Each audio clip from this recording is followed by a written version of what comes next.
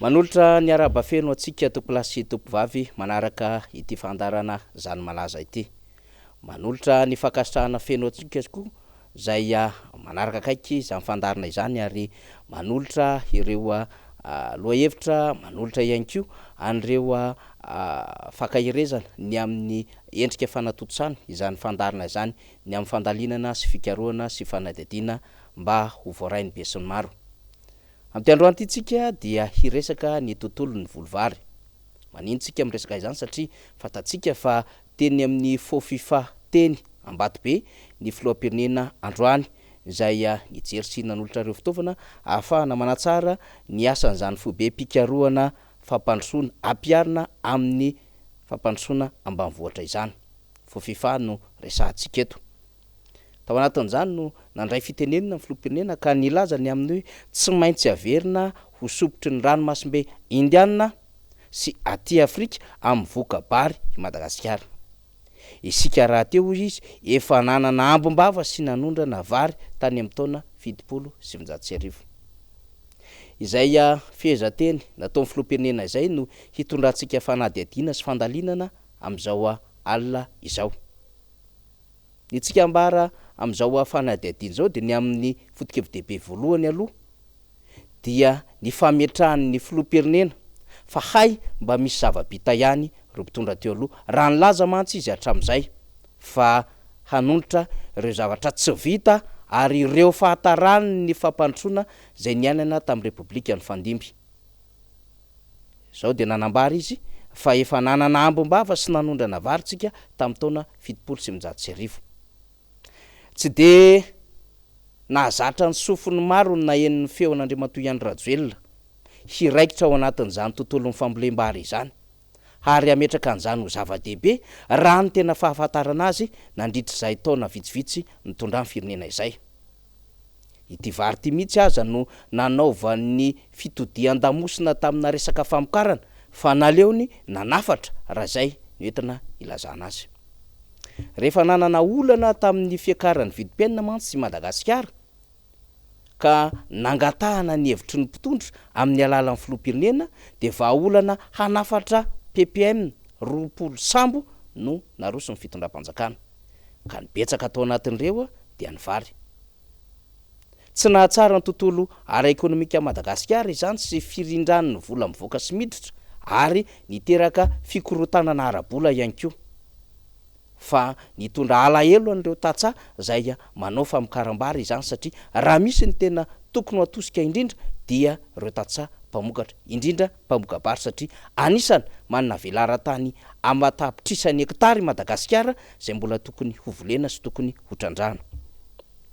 Raha ao anatin'ny teti-bolonam-panjakana 2024 dia anisan'ny sekteur telo lehibe mitondra ao anatin'izay fiakarany niaraka-renina fahobe ho an'ny Madagasikara izay ny secteur primaire, secondaire, ny tertiaire fa ao anatin'ny secteur primaire ny tontolo ny fambolena, agriculture sy ny fiompiana ary ny jona, élevage et pêche. Ka ity fambolena ity dia azo lazaina fa tena manosika tanteraka mihitsy ny fiarikaren'ny malagasy satria hoy isika ny 80 isan-jaton'ny malagasy dia tantsaha avokoa. Fa raha resaka vary ny resahantsika dia mahatratra na manodidina eo amin'ny 900 eo ny voka-bary izay vokarin'ny malagasy amataonina io isa-taona. Nisy fihenana azy izany satria teo aloha teo dia nahatratra 7 tapitrisa izany. Ambany dia ambany izany raha ohatra ka ny finiavan'ny malagasy amoka-bary ny resahana. Amin'ny ankapobeny manko raha ny voly eo amin'ny tontolo mahazatra dia eo amin'ny 3 ka hatramin'ny 4 taona isaky ny hektara eo. Fa ho amin'ny tontolo izay efa misy fihatsarany taty aoriana ary nentin'ny filoha Ravalomanana ny taona 2020 dia efa tafiakatra tany 9 taona ka hatramin'ny 10 taona na 12 taona isan'ny hektara ara ny voly vokatra. Nanamarika izany ny fisian'ny concours agricole na ny hetsika lehibe fifananana ho amin'ny fambolem-bary. Ho amin'izany fifananana fambolem-bary zany dia nahitatra tany amin'ny tantsaha izany mba hamporisika an'ireo tantsaha mba hanokatra vary satria vary ny foto-tsakafon'ny malagasy ary hita mitondra tamin'izany fotoana andro izany fa azo iainana ho an'ny tontolo ara-toekarena ary ahafahana mivoaka ao anatin'ny fantrana ny fambolem-bary. Isika raha teo de efa nahazo toerana teo amin'ny sehatra ny ranomasimbe indianina satria nosy lehibe itsika noho izany tsy mifaninana ty amin'ny ranomasimbe indianina amin'ny tontolo ny vary ny olatsika fa ho an'izao tontolo zao mihitsy satria mifaninana amin'ny Pakistan, Vietnam, Chine, Inde, Madagasikara. Potika izany rehetrarehetra izany ankehitriny. Le makiray lehibe ohatra Bamangoko izay 9 hektara. Ary nisy ny projet de réhabilitation du périmètre de Bamangoko na PRBM atao tamin'ny fitondran'ny président Marc Ravalomanana. Nisy vola sy tetikasa tamin'izany izay nanodidina ny 13 tapitrisa dolara. Navoaka bary 9 taona isaky ny hektara izany. Ary ireo tetikasa izay nampiasaina niodina tao amin'izany lemaka Bamangoko izany dia tapitra tamin'ny taona 7 ary tamin'ny fifaninana vary ny resantsika teo na ny concours agricole dia tatsaha haviana amin'izany lemaka Bamangoko izany. Ny asa tao no nahazo ny larina voalohany tamin'ny fifaninana ny taona 13. Mbola misy solotena izay namboly tao an'izany lemaka Bamangoko izany ny taona 4 5 ary tena nahavoly vary betsaka izany. Fa noho ny fanonganam-panjakana dia arava izany tetikasa izany. Taty amin'ny taona 7 dia eritreretra ny amerina io tetikasa PRBM 2 io tany amin'ny bady ny fitondram-panjakana saingy voakorotany fanonganam-panjakana izany. Ny fitondrana teo aloha izay nitarehan'Andriamatora Rajonary Mampianina dia nangataka ny amerenana n'io PRBM io tamin'ny taona 14 ka nahazo famatsim-bola 7 tapitrisa dolara ary ny fanaovana ny tohadrano tao Bevoay. Fa taty aoriana nefa de nisy resabe ny amin'ny fanomezana ny arabo izany lemaka Bamangoko izany.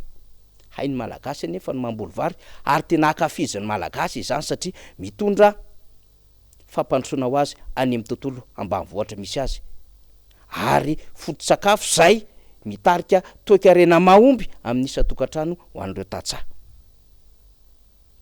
Ny zava-misy taty aoriana dia tsapa ny fienan'ny vokabary ary faritra valo teto Madagasikara no nahitana an'izany. Ny hena teo amin'ny 570 teo ny vokabary. Vokatry ny olana ny fanonganam-panjakana sy ny olana ny tsy filaminana teny amin'ny tontolo ambanivohitra. Ny fanonganam-panjakana manko dia niparitaka ireo basy marobe ary vokatry ny tsy fanananasa fikorotana an'ireo orinasa ka nitarika krizy dia lasa nisy dahalo sy jiola vaovao ny forona tany ambanivohitra rehetra tany. Ka naleo monina ny tatsaha izany ary namezan'izy ireo an'izay mety hotsodrano ny alany amin'ny toerana izay nahafinaritra azy sy ny onena ny tany ambanivohitra ary namelany ny asa sarany tiany indrindra dia ny fambolena izany. Sopotra anisan'ny mamokatra lehibe ohatra loatra 100 000 hektara ary mamokatra vary manodidina ny 4 alina ka hatramin'ny 10 metsa na 540 000 tonnes isa-taona.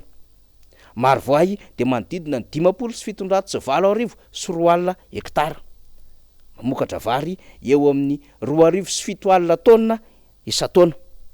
Vakinakaratra dia manodidina aty amin'ny 2,4 hektara. I Sofia dia 2 hektara ary mahavoly vary manodidina ny 7,4 tonnes. Menabe kosa indray dia 2,7 hektara. Itasy kosa dia eo amin'ny 1 hektara eo. Mandroso arak'izany ny fambolem-bary ary akafizin'ny tatsaha. Kanefa le fanjakana no marisarisa amin'izany tontolo ny fambolem-bary izany. Tsy nataony lahara-pahamehana zany na dia nambara ny fanodresana tao anatin'ny velorano ary. Tamin'ny volana May 2024 ary dia natakalo ny filoham-pirenena Artemisia mihitsiny ny fambolem-bary. Ary nyresahany tamin'izay fa raha ohatra tsika ka mamboly vary, ny vary ray taona dia vidiana 350 dolara. Fa raha ohatra tsika ka mamboly Artemisia, ny Artemisia ray taona dia 3000 dolara. Eo amin'ny endriky ny business fanondranana ny tony filoham-pirenena ambara amin'izany. Hoenotsika ao anatin'ny segondra vitsy ho fampatsahivana ny zava-misy fanotodian'ny lamosiny zany vary zany ary natakalo ny Artemisia tamin'ny taona 2024. Ito zany le Artemisia ito. Nataoko eto mihitsy satria io no ampiova ny fiainan'ny malagasy iray manontolo. Inona ny antony? Ny antony dia zao. Raha mamboly vary tsika dia $350 ny tonne ny vary fa ny tonne ny artémisia dia $3000. Ny malagasy rehetrarehetra zany manomboka zao ary efa niteneniko io a efa fanamby ataoko io fanamby ataotsika miaraka io tsika malagasy ray manontolo no anao an'io a satria zao amboly artémisia avokoa tsika.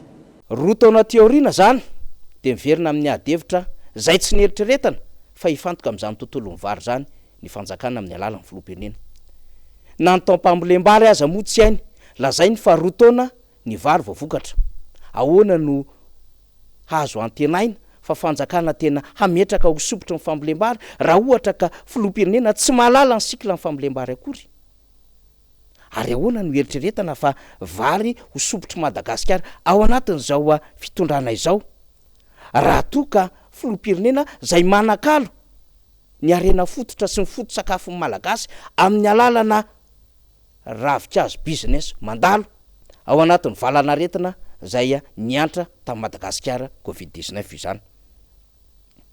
Zany rehetrarehetra izany de etintsika ilazana fa resa be fotsiny faridaingam-pitsanganana ary fanadroadrona ny vahoaka indray zany adevitra tiany ny fitondrana voziny zany amin'ny alalan'ny filoham-pirenena satria koa moa akaiky le 2023 etrehana fifidianana ary mahatsapa fa maro anisany tatsaha ka andambilambo sy androkondrokon'ny tatsaha indray ny fitondrana satria mpamboly ary pakafy fambolem-bary ny akamaroany tatsaha de ho rebirebena indray mba hazona ny vato raha-pifidianana rehefa tsapa ny fitondrana fa tezitra sy leo azy ny tatsaha malagasy amin'izao fotoana izao. Andeha indray zany fizarana masom-bolo vaovao, andeha indray zany fitondrana fitaovana kely samihafa hanakonana ny masony ireo tatsaha malagasy efa nitodiana lamosina nandritra ny 3 taona sy tapany. Fa zavatra matsikaiky sy mahagaga raha fatra-panenjika amin'ny filomarika Ravalomanana ity fitondrana ity indrindra ny filoham-pirenena amin'izao fotoana izao de miverina ary makatahaka sy manara-dia amin'ny nataony ny filomarika Ravalomanana ihany.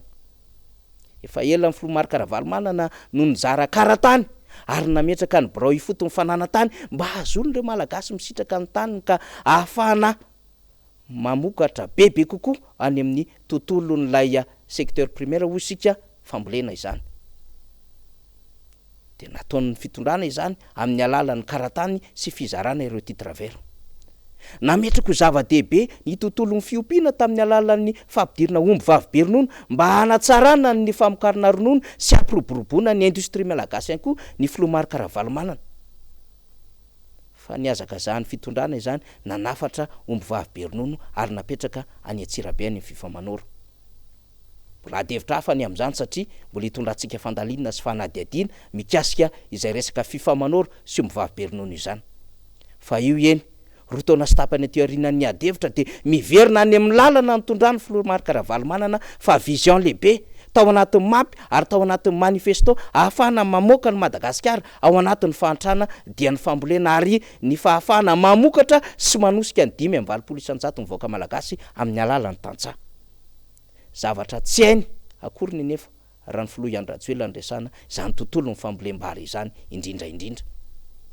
Tsy fatana ary tsy niainy any teo amin'ny tontolo manodidina azy resahany ankehitriny satria akaiky ny fifidianana, resahany ankehitriny satria tsapany ny fahatsopananteanan'ny malagasy tao anatin'izay 3 taona sy tapany izay. Mbola hitondra fandalinana landalina kokoa mahakasika izany tsika fa ity antotanisa mahampieritreritra ity no hamarantsika ny fandarana androany satria araka ny fanadihadiana natao tamin'ny taona 2024 nivoaka teo anivon'ny FIFA mihinam-bary 320 kilao isa-taona ny olona ray andrenivohitra ary ny olona ray any ambanivohitra de mihinam-bary 830 kilao isa-taona. Rokona sy tapany isa-taona ho an'ny olona iray zay. Ao anatin'izao krizy ara-tsakafo izao mosary, kere, nona, tsy fahampitsakafo, tsy fahafisin'ny asa, tsy fananakanina ary tsy fanjariana ara-tsakafo izao dia azo vinavinaina ve firy kilao isa-taona no an'ny malagasy. Fantaniana mipetraka amin'ny tsirairay izany. Fa reverenantsika ny adevitra rehetrarehetra hanakatonantsika ity ridaon'ny zany malaza androany ity de ho isika ny amin'ny hoe diso tetika diso famindra ary miverina amin'ny adisony foana ny fitondram-panjakana rehefa midona any amin'ny zavatra tsy mitondra fahombiazana. Misy hosaitsainy zany ary misy hodiniana ahafantarana sy mametraka ny ho avy. Zany zava-misy, zany malaza makasitraka tompokolahy, makatelina tompoko vavy.